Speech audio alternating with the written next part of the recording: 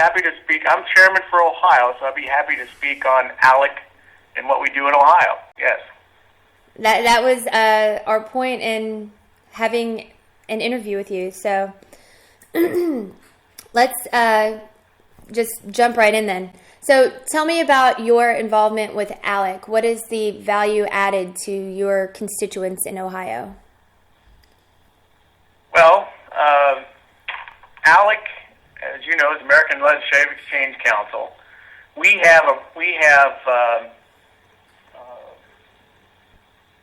quite a few members of our caucus that belong to it. We have between the House and the Senate, there are 59 out of 132 legislative members, and the value it brings to us is we have a choice as a legislator in the state. We can belong to three different organizations: NCSL, CSG, and ALEC. Of those three choices, all three of them are educational organizations that provide information, data, and model legislation that can be used or not used in our state, whether we choose so or not. Okay. So you only work with ALEC, you don't work with the other two?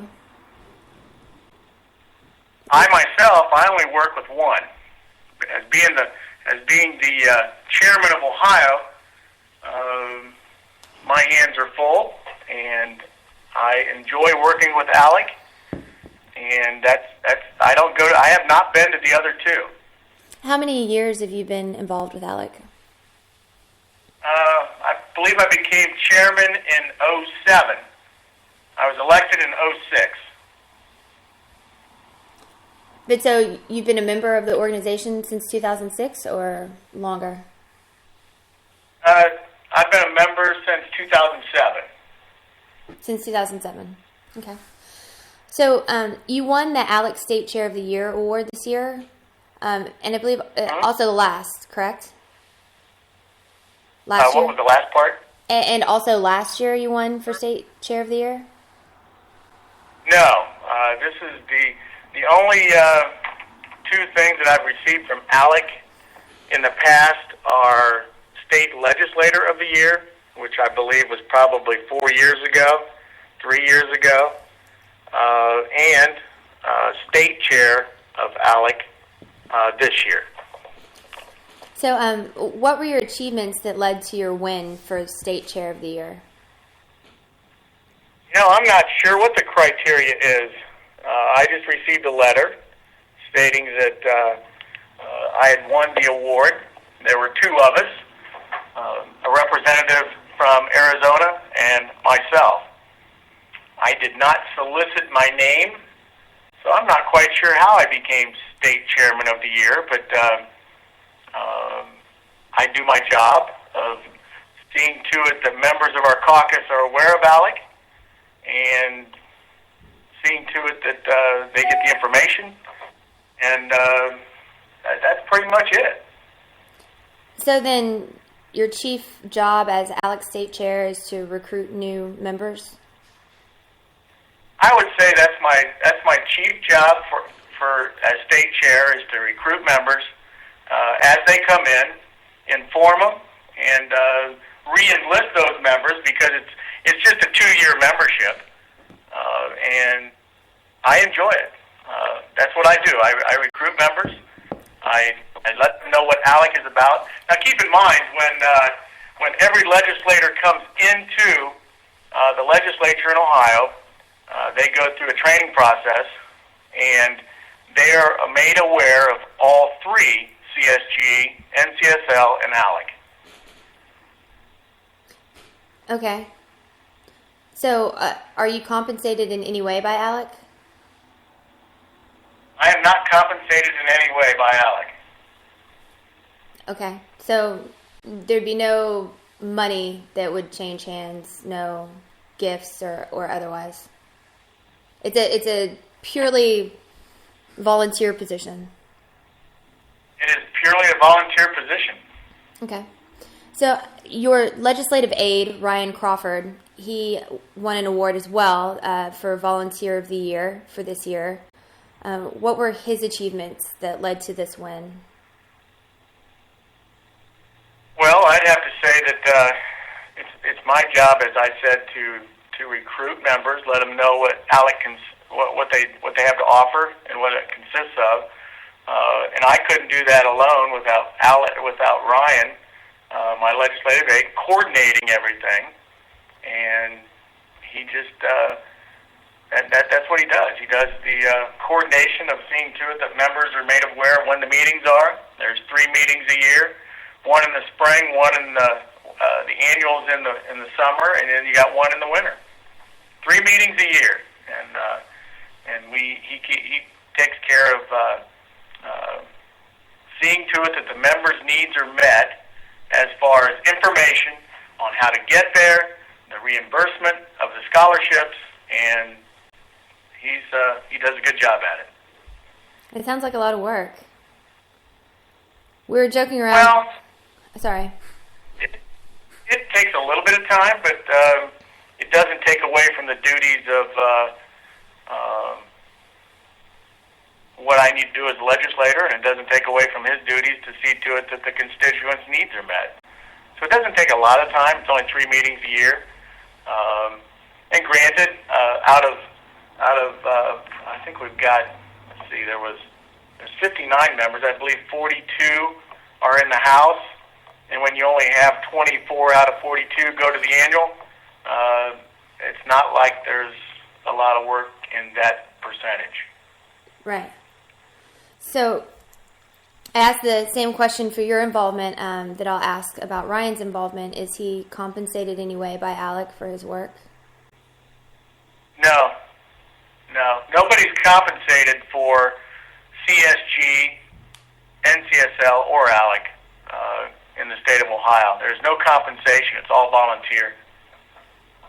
Right. So in this exchange between you and ALEC, because you are doing work at the behest of the organization, what would you say is the benefit to you and your team with Ryan? What's the benefit to you and your team within the Ohio legislature?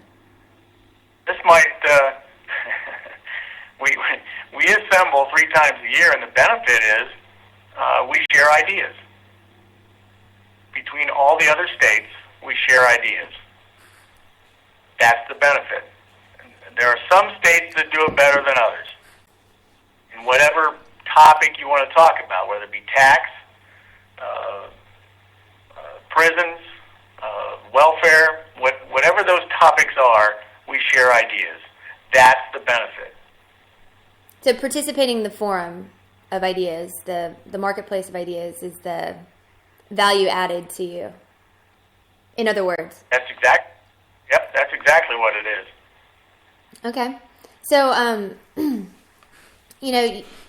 if that's the benefit, and you're the assistant majority floor leader, so you assist in developing the agenda for your party, for the Republican Party in Ohio, what bills are you most excited about introducing in the Ohio House? Well, when we introduce bills, obviously most legislatures, the way it works in Ohio is we get together at the beginning of the GA, and we map out what we believe are the most important issues for Ohio. We list them, we categorize them. I have seen, since I've been here, those priorities be implemented and not be implemented. It's a wish list of what you'd like to accomplish, because we're only the House. We have to work with the Senate, and we have to work with the executive branch. And what we think are priorities may not be a priority with the other two. So that's generally the way it works. I mean, any member of our caucus can bring up a bill, and if it gets through the process, it keeps moving on. But what you may be asking me is might be the next question is, do these bills come from ALEC? They can be a model bill from ALEC. That's a possibility. But I've only, in my time in the General Assembly, I have only used one model piece of legislation, and it was a resolution from ALEC. Well, I mean, if the point of the participation in ALEC is to, participate in this forum of ideas, and in that forum of ideas you're producing model bills, then, you may not necessarily be using the entire text of the model bill that originated from ALEC, but you're certainly using the ideas that were forged there between business leaders and legislators. I mean, is that not the case? That would be the case. I mean, if we are, and we do, regulate businesses in Ohio, we need to speak to those businesses. Well, right. We can speak to them in any forum. We can speak to them in an assembly at ALEC. We can speak to them in my office. We can speak to them in the State House. If we're going to regulate them, I think it's a good move to speak to those business owners. Yes. So then, and if a bill comes from that, or a bill is made better because of those conversations, that's good. That's a win for the taxpayer who has to pay for those regulatory burdens on businesses. Okay. So then you would admit that beyond that one bill that you specifically introduced that was ALEC legislation, you have introduced other legislation that may not be word for word the ALEC model bill, but originated from ALEC. I have not. Keep in mind, these model bills can be used or not used. They may fit your state or may not. Case in point, we had two legislators that wanted to have what they believed was a good bill, introduced it to the ALEC process. It has to go through a process in those 3 meetings throughout the year. And it went through the process, and it has not been made model legislation yet because it has to go through the board of directors of ALEC. But those ideas can originate from anywhere. Most of them originate from legislators in different states. Okay. So let's go back to an earlier question when we were talking about priorities, because I think we got sidetracked and you had said that you don't introduce ALEC model bills. You'd only introduce the one. But what are your legislative priorities? I understand that there's different houses of the Ohio legislature, but what would you personally like to see prioritized on the agenda, being the assistant majority leader for your party in Ohio, that you learned in Chicago this past week? Well, let's rephrase that. What I want personally does not connect with what transpired at ALEC. What I'd like to see done isn't even a well, could or couldn't be, but I don't see it as I don't know if my personal, what I'd like to see done as a member of our caucus, I don't think it's relevant to what the topic of ALEC is about. Well, but as the assistant majority floor leader, if you implement the agenda for your party and you spend time with this group ALEC, for which you're not being compensated, for which the compensation is to participate in this forum of ideas for legislation, then certainly there's some legislation that you're excited about that you'd like to implement in Ohio. I'm just curious as to what that is. Well, at this point in time in my legislative career, I just introduced a bill on eliminating special elections. Now, I don't know if that's ALEC model legislation or not. Would I like to see my governor institute Medicaid expansion? I would not. I don't know if there's model legislation from ALEC on that or not. And keep in mind, there are 6 members in leadership, and I don't always get what I want. I'm just at the table. Right. So let's leave out ALEC legislation entirely. What are some of the initiatives that you're pushing for this fall in the Ohio House?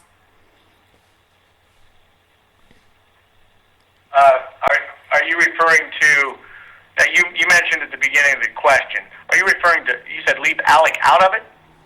Well, you said that you're not sure which ALEC model bills are out there or that you would push or prioritize. And so I'm just asking, okay, leave ALEC out of the equation. What legislation is on your priority list as the assistant majority floor leader? Period. So like, period. You're talking John Adams, representative. What do I want to see done? Yeah. Well, I have found that in the last year and a half, I have spent more time trying to kill legislation by my fellow Republicans than implementing it. And right now, I've spent since January, a concerted effort to see to it that Medicaid expansion is not implemented in Ohio. That's what I've been personally working on as John Adams, the state representative. Would I like to see? Would I like to see, which I've been an advocate of, even before a member of ALEC, because I know that somebody could tie it to it. But the point is, I have been an advocate because of Associated Builders and Contractors of right to work since the 2000s, even before I became a legislator. Okay. I mean, it only makes sense when you have Indiana and Michigan right to work and Ohio is not. So that's always been a priority of mine. And whether it happens or not is out of my hands. So that is my personal. That's just a couple of them, but that's what I've been working on lately. So, with the right to work, is this still something that you're working on, or is this just you're talking about a past achievement? This is something that's currently going through the Ohio House. Well, not going through the Ohio House. Those are past issues and current issues, as it always has been with me, is right to work. Okay, my understanding was that with the right to work legislation in Ohio, that was something that had been accomplished by the Ohio legislature, right? That you had already gotten. No, So you hadn't gotten it? No, we have not passed right to work in Ohio. So what are some of the obstacles to passing right to work in Ohio?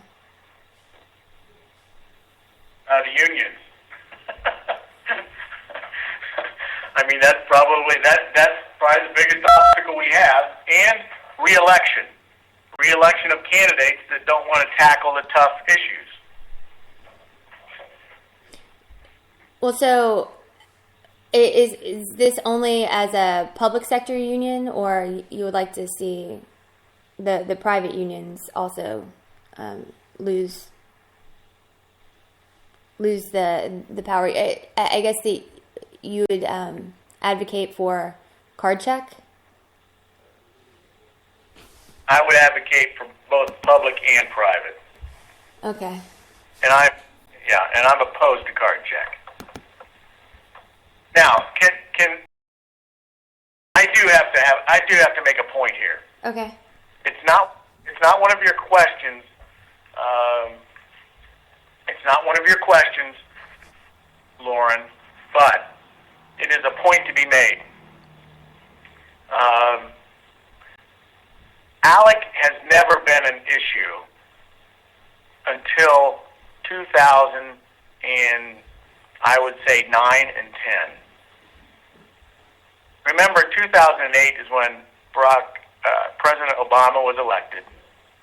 And then in the midterms, you had more than 600 seats in state legislatures nationwide switch from D's to R's. Now, I would venture to guess that those 600 new legislators, being Republicans, you have a big policy change in states all across the nation. 600 is a significant amount of legislators to switch. And if we all are Republicans, we tend to be center-right instead of center-left. Okay. We tend to think alike. It doesn't mean that ALEC's model legislation is moving all those new legislators and those states that switched from D's to R's. 6 governors switched. So therefore, you have a center-right policy change that has driven a lot of what I would say. I mean, the membership swelled in ALEC from 2010 on, as the other memberships in NCSL and CSG dropped. So I would venture to guess, Lauren, that the target that ALEC has become, and that would have been 2010, 2012, for 37 years was never a target until now. It's a target of the center-right. That's the issue. You mean the center-right is being targeted? Yeah. So who's targeting, though? Who'd you say? I would have... Who would I say? You're talking... I would still have to say left organizations. The media is targeted. You've got the new group, Progressive States Network, that is trying to copy what ALEC does. Keep in mind that they're not transparent about their membership or their model policies. The board consists of legislators and union leaders, and their startup money was from Tides Foundation and George Soros. But so do you think that this is like a coordinated effort by progressive organizations to discredit ALEC and the right? I would certainly say that would be a good guess. And keep in mind that the prize legislation that the Obama administration implemented in their first 2 years was their health care legislation. That has to be implemented by the states. That has to be implemented by the states, and when a lot of those states in the midterm elections switched, it makes it very difficult for that legislation that the president wants implemented to be implemented.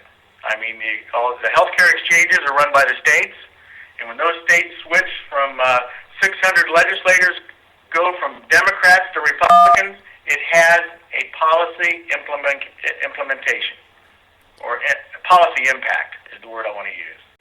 So at the state level, then, would you say that it's one of your priorities to, I guess, halt or impede the implementation of Obamacare?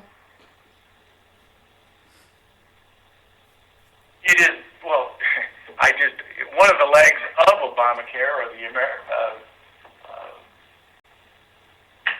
one of the implementations of Obamacare, or the ACA, is Medicaid expansion. Right. And I mean, you've obviously you've said that you would halt the expansion, that you don't support the expansion of Medicaid benefits, but would you enact other legislation that would be aimed at maybe defunding the exchanges or just impeding the implementation of Obamacare, aside from the Medicaid expansion? Me personally, I would, yes. So, let's get back to, though, you had said that this other group, the progressive group, that it's not transparent about its bills. Correct. So that's a criticism that's lodged against ALEC frequently by some of your detractors. I mean, these groups, you would label them progressive. They label themselves nonpartisan. But then on the opposite end, ALEC claims to be nonpartisan, and many groups would allege that it's a tool of the Republican Party, right? So there's mudslinging on both sides. But there's mudslinging on both sides. It's alleged, but I think in my description of the sea change from center left to center right after the midterm elections in 2010 played a significant role in what legislators.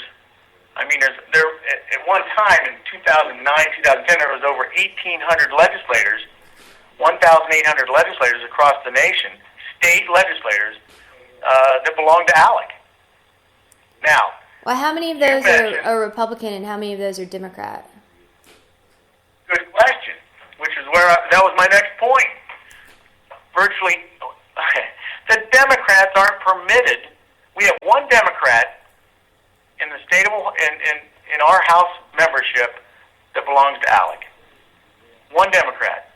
Now there was two, but they threatened him with a primary, and he said, "I'm not going to be a member anymore." Okay. That to me as a chairman of ALEC of Ohio is uncalled for. It's I have better words for it, but I'm being taped. It's simply ridiculous.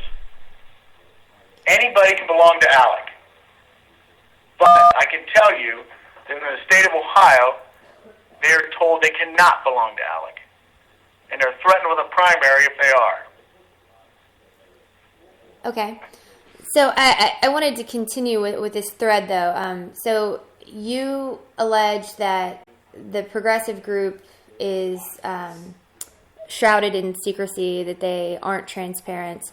The nonpartisan / groups that you would call progressive groups. Ryan had mentioned some of those in some of our conversations. He mentioned specifically like PR Watch and Common Cause. They would say that they would point the same finger at you and say that you're shrouded in secrecy and that you are not transparent. So can you tell me what is the benefit of secrecy? Is there any legitimacy to their claims that you're not being transparent?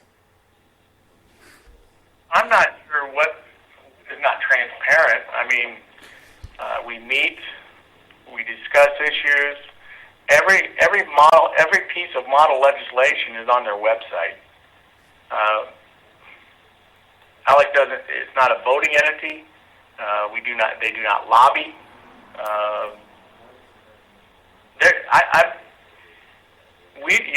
In the last 2 years, it's been painted in this shroud of secrecy. But we've been around for 40 years. What's secret about it? There are no secrets about it.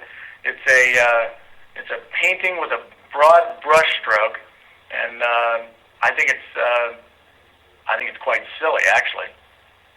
But it doesn't matter what we say or ask. It doesn't matter what we say to a reporter.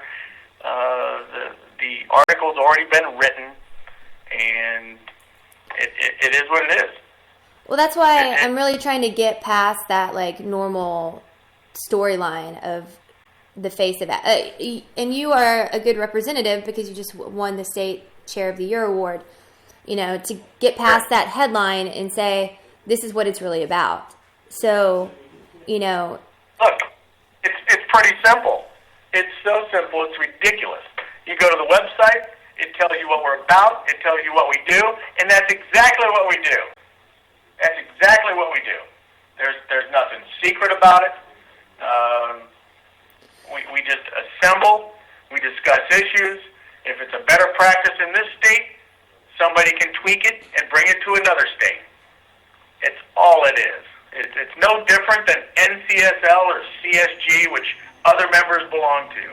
That's what's so funny about this shroud of secrecy. Well, I guess it stems from, the meetings are private, and you don't really open them up to the media, and the specific model bills aren't posted on the site. It's more of like in broad terms. So why not just open up that process and say, you know what, these meetings are public, or at least like we will post the bills on the website for public consumption. I haven't been to the website for a while, and when you talk about the model legislation, I haven't used it as far as model legislation, so I'd have to go there myself and look, to be honest with you. But having said that, it's my understanding that reporters are allowed into I know that you were not, it is my understanding that reporters are allowed to be at the ALEC meetings.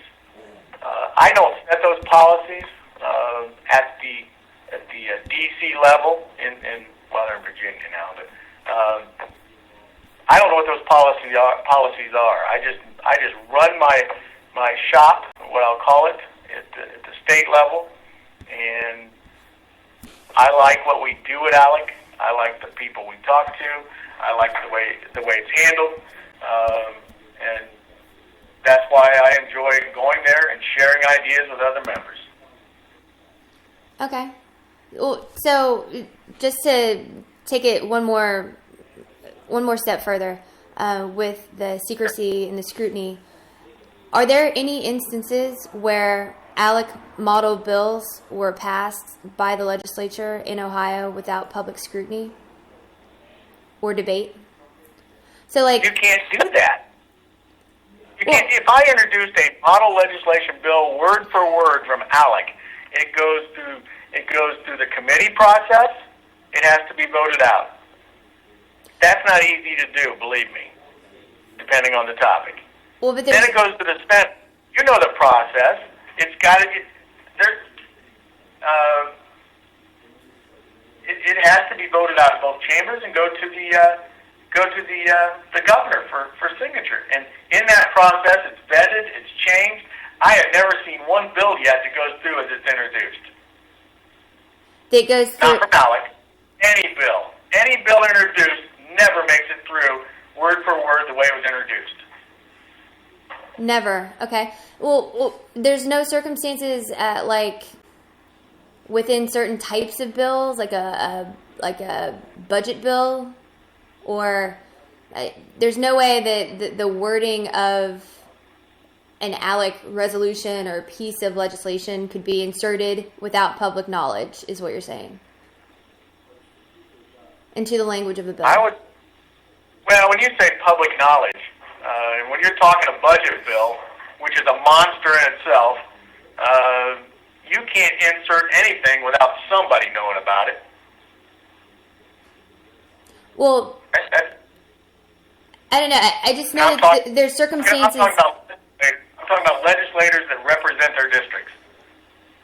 I guess I'm just saying there are circumstances where something does, like maybe a piece of wording, an amendment to a bill doesn't go through committee process and is inserted into a bill. That never happens? That has to go through the committee process. All amendments go through the committee process. I mean, well, I almost have to ask you, there is a difference between, I don't know what goes on at the federal level, but I can tell you at the state level, sitting in those committees, there's amendments introduced, yes, ALEC or not, that does not miss the eyes of everybody on that committee. You either vote yes or no on it. Okay. There's nothing, no.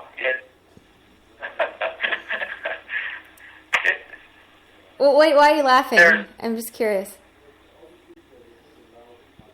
Well, because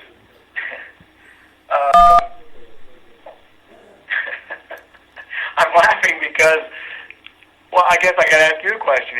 I am sure you've sat through committee processes. Me? No, not personally. Okay, that's. I'm just thinking to myself. People think X, Y, and Z when it's not even close to that. I mean, this stuff is. It can be mind-numbing sitting in some of these committees based on the topic. So my point is. Well, actually, I mean, I have sat through some committee hearings. Go ahead. Ask me the question. I have sat through some committee hearings, and it is pretty mind-numbing to sit there and go through it. So, yes, I have. Okay. So my point is there's nothing slipped in bills without somebody knowing about it. You got to vote on these amendments. You read the amendments. Maybe some people do, maybe some people don't. But the point is there's a process that every bill goes through, and if it's amended, I mean, you either read the bills or you don't as a legislator. Right. So, I guess we can stop with the scrutiny and secrecy portion of this. I kind of want to get back to your role with as state chair.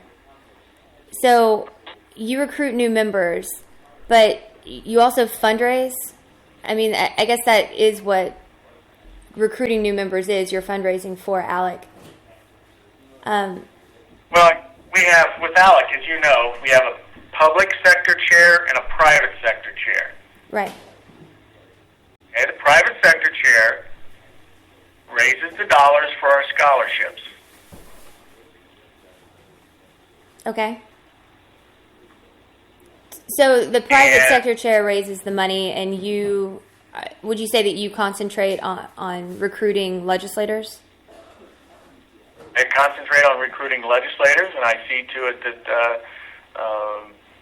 I do communicate with our private sector chair so that we can see to it that we have sufficient scholarship dollars to send people to the meetings. So, do you concentrate on the public sector members, or do you also recruit the private sector members as well, the businesses, to contribute to the scholarship fund? I have made phone calls in the past for. I have helped the private sector chair, as the public sector chair, raise scholarship dollars. Yes. Okay. Yeah. You have to. So the ALEC scholarship money for Ohio that, or for anyone for that matter, is this required to be disclosed in your state? Yes, it's all disclosed. And it should be disclosed. It should be disclosed. So I have one last question. So you talked before, you said that ALEC is not lobbying, it's informational. So what is your definition of lobbying? Well, my definition of lobbying is in the context of, as a legislator, is I get lobbied by different entities. If a communications bill comes up, there'll be there'll be language in that bill that either the industry or the person or the entity that it's affecting, whether it be public dollars going to public entities or private or legislation that affects the private sector, I get lobbied by individuals who represent public and private entities on what they would like to see that bill be or not be.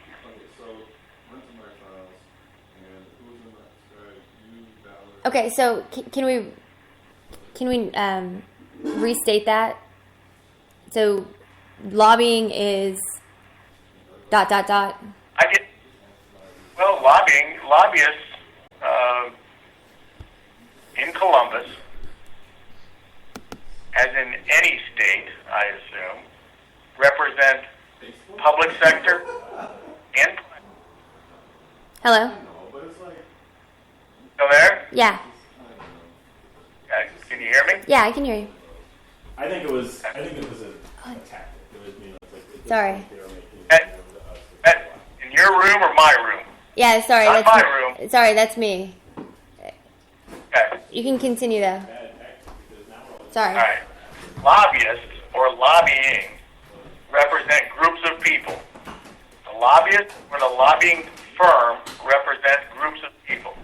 Those groups of people, in the end, legislation affects them. Lobbyists do. They lobby for constituents. They lobby for taxpayers. They lobby for the private sector. That's what a lobbyist does. And they interact with legislators to see to it, in most cases, that they don't get harmed, or at least they're represented on how that final legislation is going to affect them. But so, why doesn't ALEC fit under the heading of lobbying? Why is it that what ALEC does is not lobbying? ALEC doesn't lobby. So They're not a lobbying. They're not a lobbying firm. NCSL doesn't lobby either. CSG doesn't lobby either. But so, ALEC in particular, but none of these groups is advocating for particular policy positions to legislators? No, they're not. Legislators get together, create model legislation. They can use it or not use it. They're not lobbying for any particular position. Well, right, but there's private sector members that are in those meetings. So the private sector members aren't giving you any input into these model bills? They do have input. Okay. So if these... Why shouldn't they have input?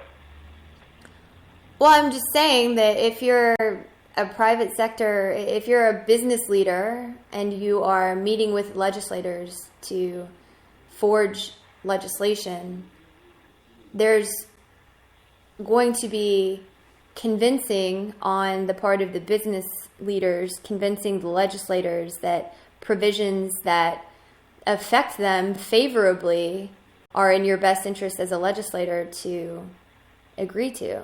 Is that not the case? You know, we seek input from businesses because we regulate businesses. Right.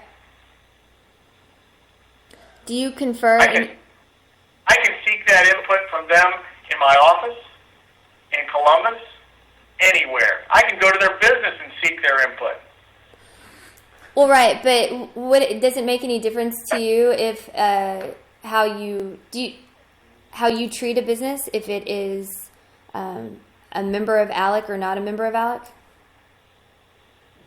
No, because there are some instances where you have entities that belong to ALEC that compete against each other. The cable industry, for instance, may not like what AT&T or Verizon, the telecommunications industry does. Yet they both belong to ALEC as private sector, and they compete against each other. Okay. I can see that. I'm just taking some of the criticisms that are lodged against ALEC and getting your feedback on them. So, you know, it's helpful to get your... How am I doing so far? You're doing really well. I'm impressed. But I was impressed when I met you in Chicago. So, thank you for the opportunity to do this. I guess one other thing. I'm sorry. I tried to stop earlier, but it made me think of some of the national initiatives that ALEC has been criticized for. So, like with the voter ID laws that arose from model legislation in ALEC and the stand your ground laws, do you care to comment on the negative attention that those particular model bills got? Did you support stand your ground? Not really, because what one state implements, other states may not. I do know that is model legislation from ALEC is reviewed every 5 years. It is either kept or dropped. It's my understanding that committee's been dropped, and it's no longer model legislation. Whether it was implemented, I think that's been implemented. I don't know. Stand your ground, I think, is in 40 plus states, and the Castle Doctrine is in 20-some states. So, Castle Doctrine is what we have here in Ohio, and I know very little about stand your ground. When you talk about voter, what did you say? Voter what? Voter ID laws. Voter ID laws. And I'm just a simple legislator that says, why should you not have an ID when you go to vote? It's just that simple to me. I don't need model legislation for that. Would you support making that ID free to anyone that? Because I think. Hey, Lauren. Yeah. Ohio did. Ohio did. And yes, Ohio did. You could get a free ID. State was going to pay for it. Well, I just asked because normally the criticism is that it amounts to a poll tax. So finish what you're saying. That's crazy. It's 2013. It's not a poll tax, for Pete's sakes. If every taxpayer is paying it, how can it be a poll tax? Not only these things get me riled up. If you've ever sat through a committee on voter ID laws, I got one phrase. One man's disenfranchisement is another man's you got to be kidding me. Okay. I mean, feel free to elaborate on that. I would like to understand. I'm finished. That was it. There's nothing more to elaborate on. There really is. Walk in with an ID, darn it. I want to know who you are. It prevents fraud.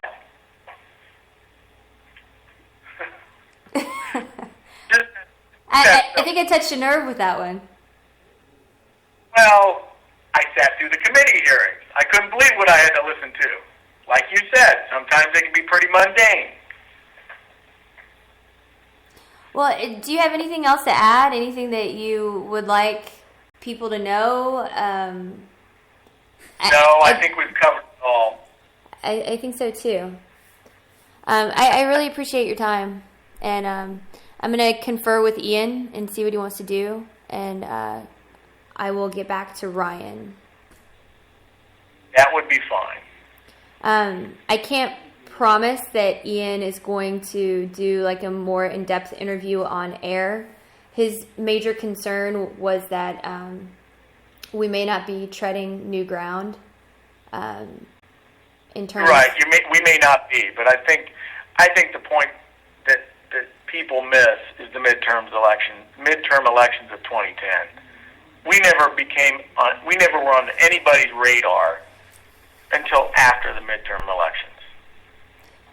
Well, but who put you on the radar, though? Like, this is a concerted effort of the left wing or the progressive movement? I mean, or do you think this is like Obama and if you go to the internet, when did those organizations pop up that were opposed and wanted to shroud ALEC in all this secrecy? When did they pop up? Yes, it's an orchestrated effort. To think it's not is disingenuous, I guess. Well, to counter that, would ALEC be an orchestrated effort on behalf of right-wing legislators to push a right-wing agenda? Counter that, no more than the center left does what they do. I mean, they meet, they have the freedom to assemble, and so do those of the center right. So what's the issue? I guess it just comes down to who has the most votes at the end of the day. At the state level or the federal level or both? Both. I didn't know if you perhaps were referring to presidential elections. No, primarily state issues. I mean, that's, state only. Gotcha. Well, I've taken enough of your time already. I do appreciate it, and I will get back to Ryan as soon as Ian has made a decision. That's okay, whether we do it or not. It doesn't matter to me. And you're right. We're probably just, like you said, treading on rehashed ground. Well, that's okay. I don't want it to be a total waste, though. Like, if Ian says, I don't think there's enough new territory here, like, I don't think that it's going to be worthwhile to do an interview on air, then we will take this and post it in its entirety in like a blog post or something, and so it'll still be out there for people to like get your side of the story. That sounds fun. Okay. Well, thank you so much for your time, and I hope you have a great day. Lauren, you have a good day. Bye, John.